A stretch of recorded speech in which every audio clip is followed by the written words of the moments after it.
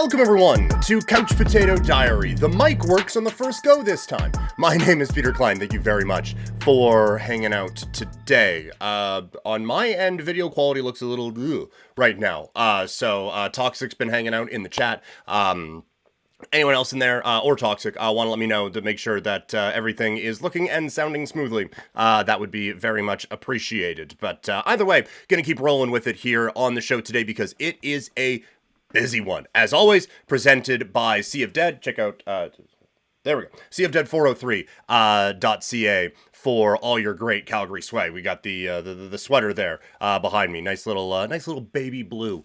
So check out seaofdead403.ca. Plus, as always, we are fueled by Swift Energy, swiftenergy.gg. Use the promo code PKPrimetime to get 25% off. They got some awesome flavors right now. Blue raspberry is on its way to this place. They got some good shakers. This is not a current one.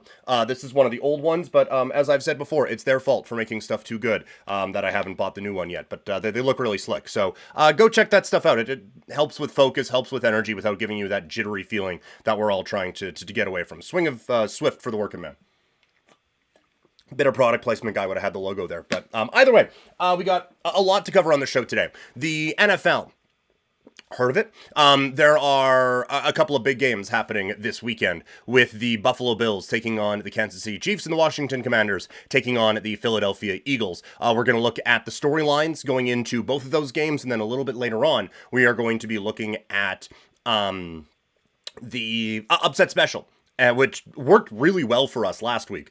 So going to do that again here this week and just see how can the underdogs really pull off the upsets. Plus, we got some fallout from UFC 311. We're bringing back the stock watch on this one to see whose stock rose, whose fell coming out of UFC 311.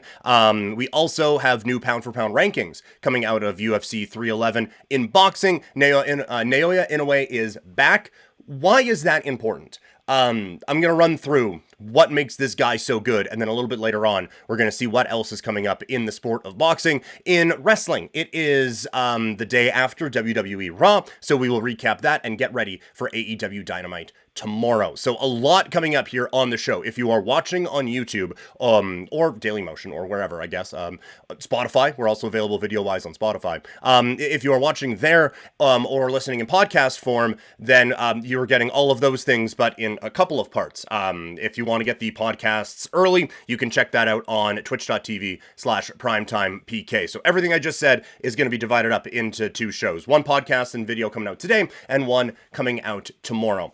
So this intro has been far too long. Let's get into the actual sports talk, shall we? It's time to talk some football.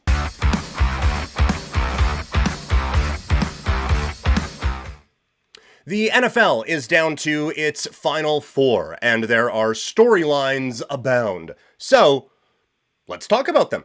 We begin with the Buffalo Bills taking on the Kansas City Chiefs. This is the game that everyone, I think, is really geared up for. Both games are, really. And because of that, I think there are a lot of storylines to go with these particular, matchups. For Buffalo, it's obvious. Can they slay the dragon? Can they take down Patrick Mahomes and finally get over that final hill to get their way to the Super Bowl in New Orleans in a couple of weeks' time? They have gotten so close to beating these guys in the past, but have never really been able to get over that final hump. They were painfully 13 seconds away from being able to say that they did that against Mahomes and the Chiefs a couple of years ago, and they were unable to do it. And it has been I would say a big story the whole way, is that, okay, this is good, but that's to steal the wrestling and video game term, that's the final boss. That is the last guy at the end of the road that you need to beat, which is weird because they would then have to play another game after it. But that is the one that you have to really, the final hurdle to try to clear in the AFC. They've done it in the regular season a couple of times, so they know they can do it. But now they have to do it in the postseason. And I don't think we are getting to a point where if they don't do it, then big changes have to be made or anything along those lines. I don't think we are there. Although you could say that they've already done that, right? Like they've already They've already got rid of Diggs. They have already, I think, dramatically changed what the offensive philosophy is out there. Defensively, I mean, the big change is that they are worse. But they have already made some big changes. So I don't think we're in a spot where if they lose this game, Sean McDermott is like, I don't think Sean McDermott's coaching for his job or anything along those lines. But I do think that like we are getting into a legacy discussion here where like I kind of compared it on Sportsnet Tonight yesterday, on Sportsnet 960 The Fan, to a team that like the Manning versus Brady, where it was Brady, and then finally Manning broke through, and we all just accepted that he was the best quarterback in the league. Or not the best quarterback in the league, sorry, but he was one of the best quarterbacks to have ever played the position. And Allen has worked his way into that without having that win over Patrick Mahomes, but this really would solidify things for him. It obviously means a lot for the team, but it means a ton for Josh Allen. Right now, he is hanging out in that kind of Dan Marino category where, yeah, this is one of the more talented quarterbacks we have seen, and certainly one of the more talented quarterbacks of his time. That hasn't won anything, and that's probably always going to be something that sticks with him. And I know it shouldn't. I am very aware that it shouldn't, right? Because only one team gets to win. And so that's what makes it very, very difficult, is only one team gets to win that championship at the end of it. And so judging all of these players based off of that, especially a team sport like football, where, I mean, wasn't his fault that Patrick Mahomes went down and scored in 13 seconds, right? Like, he wasn't out there playing linebacker on Travis Kelce, although he's big enough to. And maybe that's something they should look at. But because it is such a team sport, it does feel weird to judge these guys off of it. And we like to, I think, in the moment, think that we're smarter than that. And it's another thing I talked about on Sportsnet Tonight yesterday with Liz. We were talking about it from a hockey standpoint. But it is weird that this guy is dominant through 17 games of a regular season and a couple in the playoffs, but then doesn't get to that last game and, oh, well, guess he sucks now.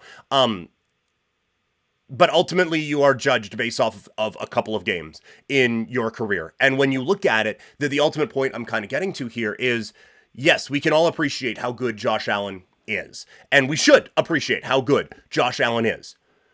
But there is a reason that Dan Marino is fading from that conversation. And my generation of sports fans kind of is keeping that alive, but really it is the generation before us that is really holding on to that. And it is something that it is very unfortunate because Dan Marino was awesome, but it is something that is going to kind of fade away with time. And it's kind of that, not to bring up Hulkamania, because that's not a great thing right now. But, I mean, like, it was one of the things, like Hulk Hogan and Ultimate Warrior, they're doing their thing, and it's like, no man will live forever, but ideas live forever. Perfect Ultimate Warrior impersonation. You had to be there. But it's one of those things where, like, obviously our generation, people who are here now, are going to remember always how great Josh Allen is, right? But if you want that to live forever, and you want people generations from now to be talking about you, it has to start with a win this weekend, and it has to include that trophy, because at some point when it doesn't, it just fades away, and it fades away. And then you get maybe someone watching a TikTok clip or a Red Note or whatever years down the line, and it's, oh, that guy was actually pretty good. Don't hear about him a whole lot, but that guy was actually pretty good. You don't want to be in that category. So you need that championship, rightly or wrongly, to help define the legacy. For the Kansas City Chiefs, they have a couple of these. And this gives them a chance at history. No team has ever won 3 Super Bowls in a row. This would put them 1 win away from that. All this is stacking up accomplishments. And for Patrick Mahomes, and for this Kansas City Chiefs team, it locks in dynasty. I think we're already there, but it locks in dynasty. And it really does kind of, like, it puts you in a category that no one else has been in. And I don't know if the end of this run with the Kansas City Chiefs is going to end with the volume of championships that a New England Patriots run had before this one, but or the longevity of it, quite frankly, because that was insane. But I do think that getting this 3 in a row complicates that conversation, I think, substantially, and makes it a very, very interesting discussion to have around, like, greatest teams of all time and along those lines. Now, we have heard that this would be, like, we've been saying all year, that this team is just, like, it's not the same as it's been, but they're just waiting for now. And I think it would be a little bit more validation from the regular season where they finished first in the AFC, won the conference, and are now hosting this game because of how much they won. And this year, it's a lot of talk about luck, and it's the refs, and it's this, and it's that, and it's the other thing. This would be a shut up, we're just that good, because this Buffalo team, they were number one on my power rankings for a lot of this season, and if they can go out and beat them on Sunday, it just adds a little bit more validation. Again, not that this team really, really needs it. For Patrick Mahomes, we're getting into all-time great categories already, and a win in this one, it makes it undeniable that he is in that conversation, and probably very quick in that conversation. It adds to Andy Reid as well. He is working his way into greatest of all time categories. And like a win here, he moves into a tie for second with Don Shula in all-time Super Bowl appearances. And right now, only Chuck Noll and Bill Belichick have won more Super Bowls than him. A win in Super Bowl 59, a win in that game does not get him beyond that point, because he still has a couple to catch up with Noel and with Belichick. But we are now getting into like Mount Rushmore territory for head coaches in NFL history, and I think he deserves to be there. I think from just a game standpoint, what is, I think, the big story of this game, and to me, it is, like, it's obviously it's Allen versus Mahomes, but in a bit of a different sense. It's, can Josh Allen basically outscore any defensive problems that this team might have? He is on another level at this point. And so it really does come down to him against this elite defense, because I think that's what happened in the regular season game, is that he basically just outscored any problems that they have. This defense, they played really well in the first half, but they got gashed in the second half against the Baltimore Ravens. That can't happen here, but they are going to have some issues with Patrick Mahomes. And so maybe that's the story. It is either like Allen needs to do just enough against one of the best defenses in the league, or this defense that has been pedestrian at best needs to come up with a stop against two of the greats in the three of the greats in the history of this sport, in Kelsey, Andy Reid, and Patrick Mahomes. That this is, like, from a game standpoint, obviously, like, one of them is, well, they have to score a bunch or defend well, but it really does come down to facing an elite defense with an elite offense, or facing an offense that has the capabilities of being an elite with a defense that just doesn't. And so maybe that was a misread by me initially here, because I guess now, talking it out, the real story of this game is, can this defense get enough stops to get them across the finish line? Allen is probably going to get his. And if he doesn't, like, they're screwed, right? So it's kind of a circle here, but you have to assume Allen is going to get his at least a little bit. Can they now stop them enough to get across that finish line? It'll be very interesting to see. Washington against Philadelphia. In terms of storylines, like, we're already talking about this being gravy for the Washington Commanders. They have been the underdog in both playoff games that they have played so far, and spoiler alert for the underdog segment later, they are an underdog again in the conference championship game out in Philadelphia in a few days' time. But you are an underdog. You have had to go on the road against the number 3 seed, against the number 1 seed. Now you get the number 2 seed. You're doing it with a rookie quarterback and a low-rated defense. No one expected them to be here. And so if there is another run for Cinderella here, it really solidifies Jaden Daniels as having the best rookie season a quarterback has ever had. He's probably already there, but this would be just 100% that the cherry on top, the candle on the cake, the exclamation point at the end of the sentence, although they're hoping it would just be a comma, and the real exclamation point would be in a couple of weeks out in New Orleans. But it would really just kind of solidify that. It would make me be wrong from saying earlier on in the season, yeah, I think Washington's kind of turned into a pumpkin here when they had that game against the New Orleans Saints that was closer than it needed to be. I kind of just thought, okay, teams have figured this kid out. And obviously they haven't, because he is one of the final 4 teams left here in the conference finals. Other than that, it's a neat story for a couple of people involved on Washington. And I'm sure if you did a deep dive on everyone, like there's an awesome story in a lot of these. There's a lot of sacrifice that and a lot of roadblocks in the way of guys to get to this point. Well, when you are talking about the 1% of the world who get into this, like that there are difficulties and there are blocks in the way that always kind of hinder things a little bit. So, but the couple that kind of stand out is Dan Quinn. It gets him a chance to go back to the Super Bowl. He hasn't been there since 2017, when, rather famously, he was the head coach of a team that had a 28-3 lead and then lost the Super Bowl. So that would be a nice little bit of redemption for him, because it felt like at that point his reputation was just kind of gone. And I do think historically, Kyle Shanahan wears that one a little bit more than Dan Quinn does, although his defense was the one that kind of got picked apart on that. But it was Kyle Shanahan's offense that didn't kill the clock enough and didn't wear that down. Anyway, we don't have to re-legislate 2017's Super Bowl, but this gets him a chance to get back to that game.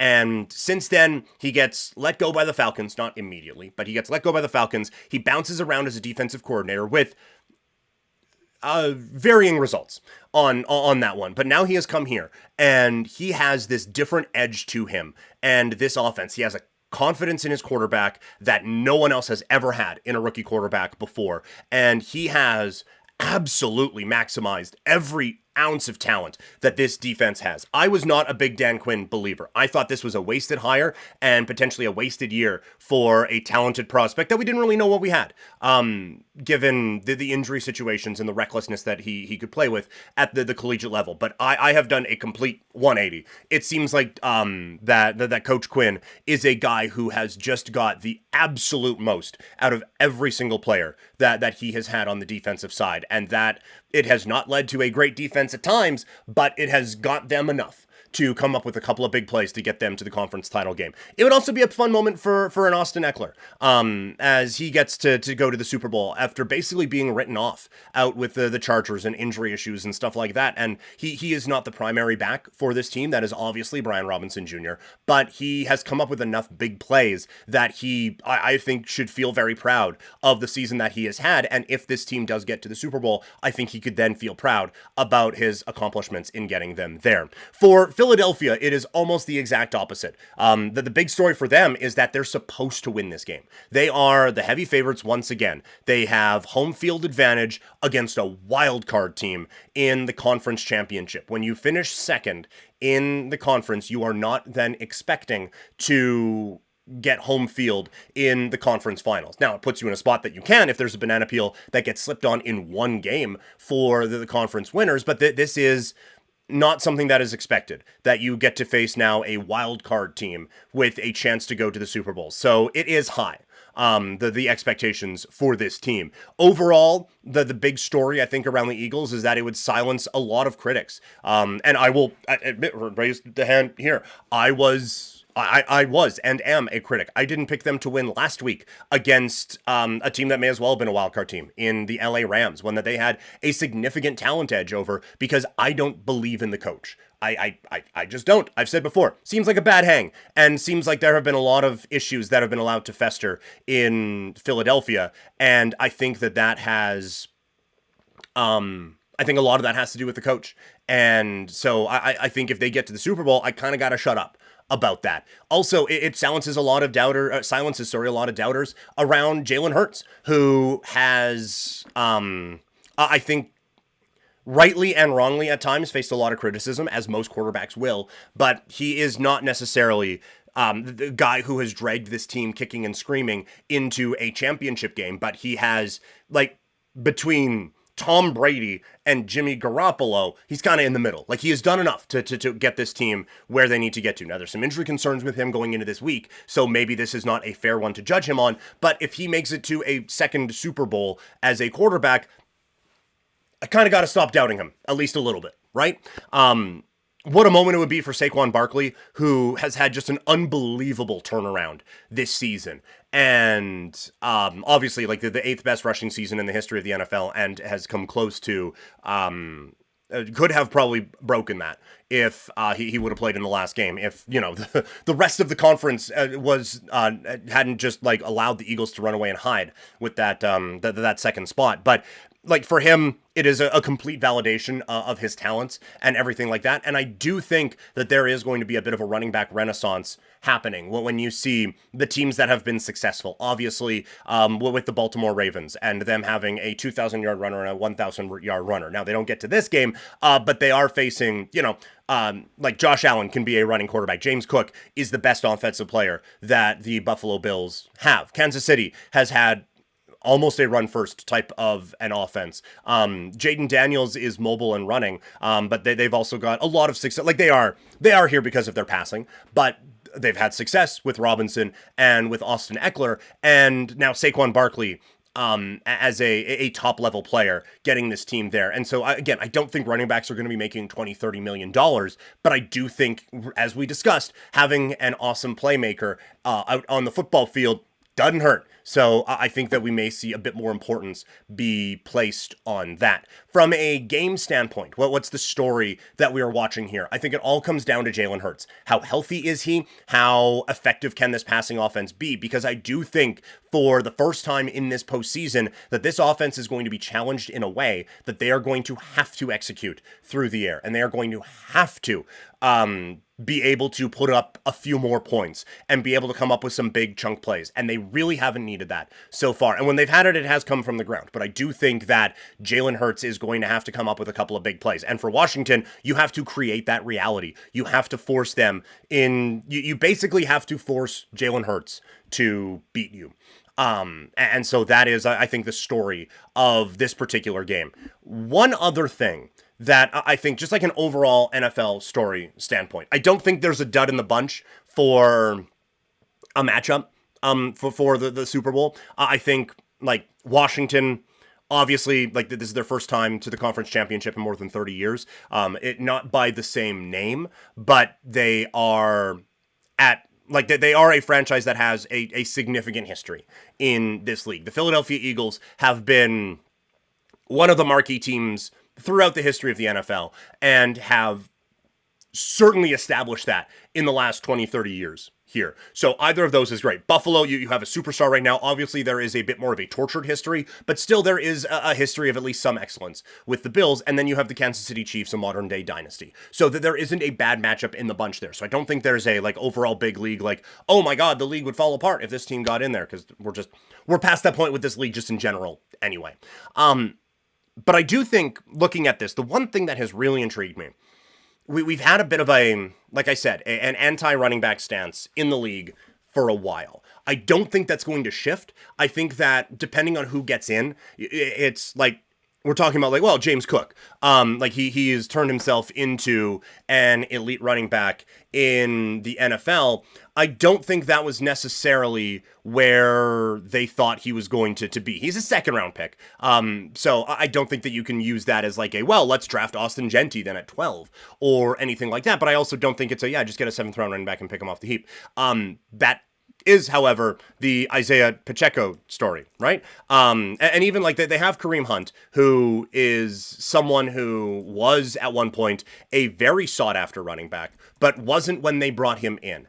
And he has turned that around. And yeah, Pacheco is a 7th round pick in 2021. So I am not making great points to start this argument, but I do think that there could be at least a little bit more of this,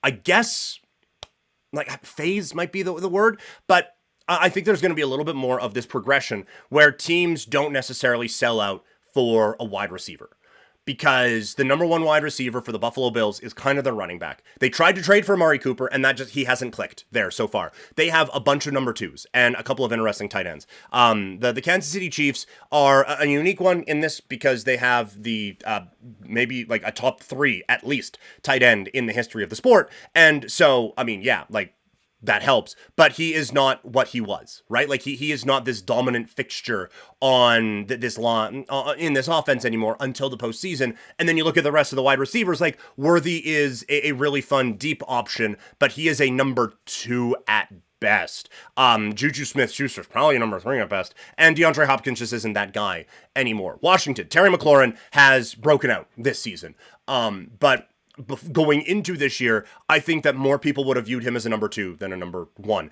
And the rest of the receiving options, like, forget about it. And then Philadelphia, they do have the big guys, right? Like, they traded for A.J. Brown. They drafted Devonta Smith coming off of a Heisman Trophy win. But so they are the outlier in this. But I do wonder if teams start to take a look at this, and like we've already seen, Baltimore essentially punted on it. Punted on wide receiver for a bit. They've tried a couple of things to bring guys in, but they've kind of settled on good enough. The Chargers, kind of same thing. That needs to change probably a little bit, but we've seen a lot of teams, especially when they have to pay their quarterback, a number of teams go, we're paying this guy to make everyone around us better. So we're just going to kind of punt on receiver and let the quarterback be awesome and try to make these guys good. It's the New England Patriots method, right? Like, yes, they had Randy Moss and they had a 16-0 regular season and almost had an undefeated year until, got cut a ball in his head. But aside from that, it's Deion Branch and it's Wes Welker and it's Julian Edelman. All fine, but not superstar level guys in almost any other offense. Not to take any like unnecessary shots at them, but it's just, I do wonder if the league kind of looks at this because it is a copycat league. I wonder if the rest of the league looks at this and, hey, you know what?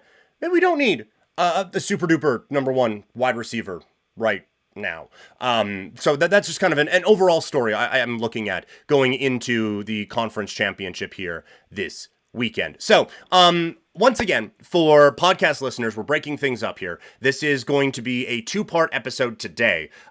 So again, if you want to catch all of these in their entirety, you can check it out on twitch.tv/primetimepk. But a little bit more now, we're going to be splitting the day's podcast up into 2. One with the traditional stick and ball sport things, and one focusing more on the combat stuff. So part 2 of this podcast, for those listening, and I guess watching on YouTube as well, is going to be about the UFC, boxing, and some pro wrestling. So for podcast listeners, check that out in part 2.